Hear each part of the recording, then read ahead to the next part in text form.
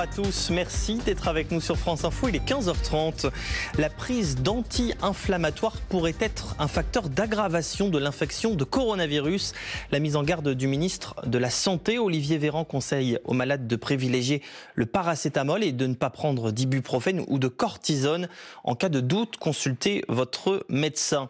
Le directeur général de l'assistance publique Hôpitaux de Paris, lui, exprime son inquiétude dans un entretien au Monde. La PHP n'a jamais été confronté à un phénomène d'une telle ampleur, dit Martin Hirsch.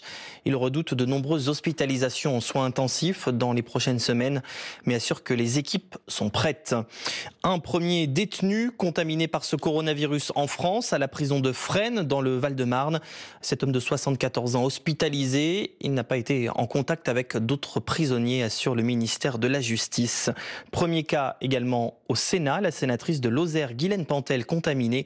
Du côté de l'Assemblée nationale, 10 députés testés positifs. Pour limiter la propagation, la métropole de Nice interdit ses 8 ports aux navires de transport de passagers. Sur les rails, la RATP et la SNCF annoncent une réduction du trafic à partir de lundi. 8 trains sur 10 prévus sur les grandes lignes. Pour freiner l'épidémie, autre mesure, de nombreux musées et sites culturels fermés, les annulations au théâtre. Les cinémas restent ouverts mais limitent le nombre de spectateurs, 100 maximum par salle, une limite fixée par les autorités. De nombreux pays se confinent, autour de la Lituanie d'imposer des restrictions à ses frontières comme la Russie, la Colombie, l'Uruguay ou encore le Danemark. Le Maroc, lui, revient temporairement sur sa décision de suspendre les liaisons avec la France et autorise les vols pour permettre aux centaines de Français bloqués de rentrer chez eux. Une annonce du ministre français des Affaires étrangères. Nathalie Péchala, élue présidente de la Fédération française des sports de glace. L'ancienne championne succède à Didier Gaillaguet, contraint de démissionner le mois dernier en plein scandale de violences sexuelles.